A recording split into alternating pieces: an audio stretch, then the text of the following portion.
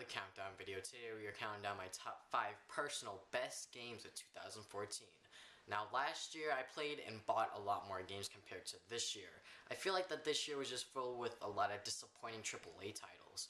But there were 5 that managed to go and make it onto this list, so without further ado, let's begin with number 5. Number 5. Donkey Kong Country Tropical Freeze brings the great challenge that it had in the past onto the Wii U. The Tropical Freeze game might not exactly be challenging within the beginning of the game, but it does get relatively harder as you move on, obviously. And the only reason it's easy to most players is because you get so many lives because of the amount of banana coins you could go and collect and then trade those into lives is ridiculous. Like, I had like 300 banana coins by the end of my adventure, so you'll probably never get a game over. Now, you could go and use those banana coins for other things, like other power-ups, like, having a balloon carry you up if you fall down a bottomless pit or something like that. So there are other power-ups of, making the game easier, but I honestly never really used those since, I found those as a, cheap way of, getting through the game. So never really found a use for those. The main feature I found about this game was having the inclusion of Dixie Kong and Cranky Kong. Diddy Kong does return for this adventure as well. All 3 of these characters have their own different purposes, like Diddy Kong, having a little bit of a hover if you, need it, and Dixie Kong also having a hover, but it goes a little bit higher than Diddy Kong's. And Cranky Kong has his pogo stick, just like Scrooge McDuck from DuckTales. So, all 3 of these characters do have their own purpose at some point of the game.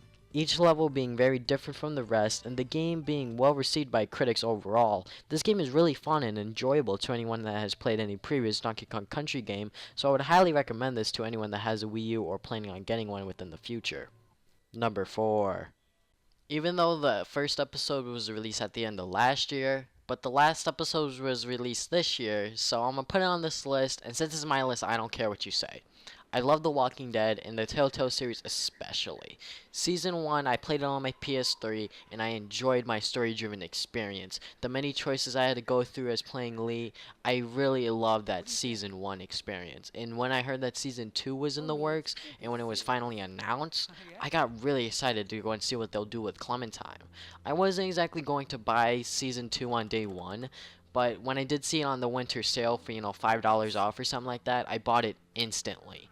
This 5-episode series was great, each episode being really story-driven, and the endings for the 5th episode were satisfying depending on the choices you made. And if you're a fan of The Walking Dead, you should definitely pick this game up if you haven't already, because I love it, and you will too if you love The Walking Dead. Number 3. Mario Kart is one of those franchises that I always see myself go back to when I have a lot of people over my house. Mario Kart 8 is one of the best, or should I say the best Mario Kart game out of the entire franchise right now. The HD visuals make the game look drop dead amazing, and the tracks are unique, the anti-gravity mechanic is pretty cool, and the online is so much better than Mario Kart Wii could ever imagine. The new items are really fun to use, and it brings a lot new to the table when it comes to races. There really isn't much to Mario Kart because it's so simple, and the amount of polish that Mario Kart 8 has is why it makes number 3 on this list. Number 2. Earlier this year, a new Infamous game came out named Second Son. I didn't buy a PS4 for it necessarily, but I did buy the collector's edition because I'm such a big fan of the franchise. I knew that I was going to buy this eventually. Fast forward to Black Friday, I bought a PS4. And Infamous Second Son was one of the first games I really wanted to play on this new console I just bought. And I could say flat out right now, Second Son is one of the best PS4 games right now. With its story being, somewhat simplistic but effective, and the drop dead, gorgeous graphics for this game. 1080p might not exactly be 60 frames per second, but I'm totally fine with it.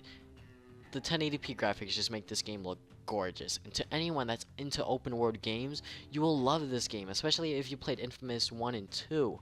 You don't even need to play those games to go and get into this one, because this game takes place years after those, and the gameplay has improved dramatically because now there's 4 unique powers that you can acquire throughout.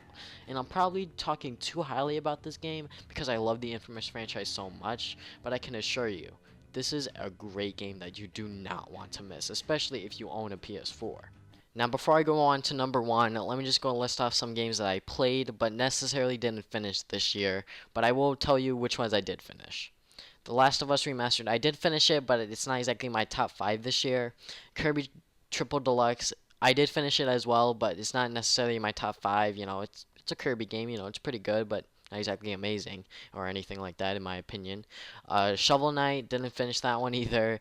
Pokemon Battle Chose, is there a ending to that game? I don't even know. I honestly have not gotten that far into that game. So, Towerfall, that's a multiplayer game that was released on Steam, but still, it's pretty good. So, yeah. We also have Hyrule Warriors. I haven't finished that one either. In Bayonetta 2, I hate that I have not finished this game yet because I heard so many great things about this game.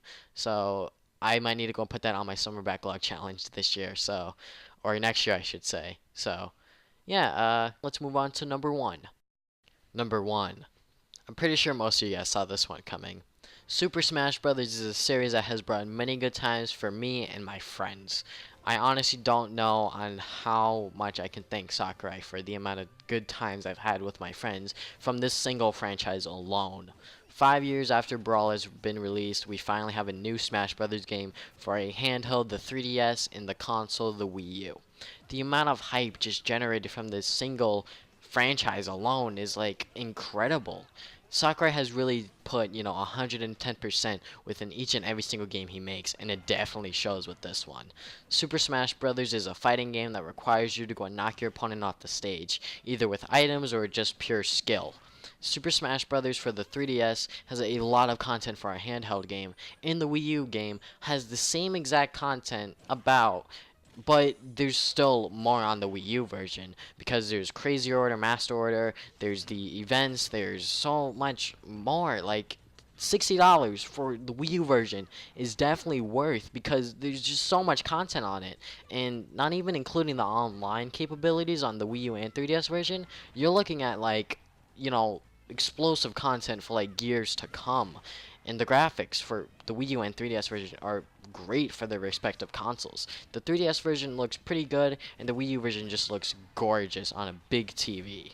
Playing with your friends or for fun or for glory, whatever you do, you will have a great time either way. I can go on and say, Smash Brothers is a great game for on and on and on, but I think I'll save it for my game review I have planned within the future. Super Smash Bros. For Wii U and 3DS is my game of the year because of the amount of explosive content that this game will provide me for years to come.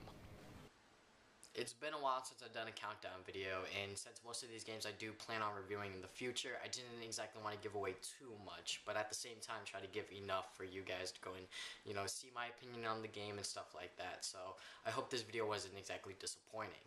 So thank you guys for watching this video. If you guys haven't already, subscribe. I have new videos up every Saturday. Drop a like to go and show your support if you guys want. Check out the links in the description below. I have a Facebook and Twitter and a bunch of other stuff down there, so be sure to go and check those out. So that's all I have for today. Thank you guys for watching this video again. I'll see you guys next time with more videos.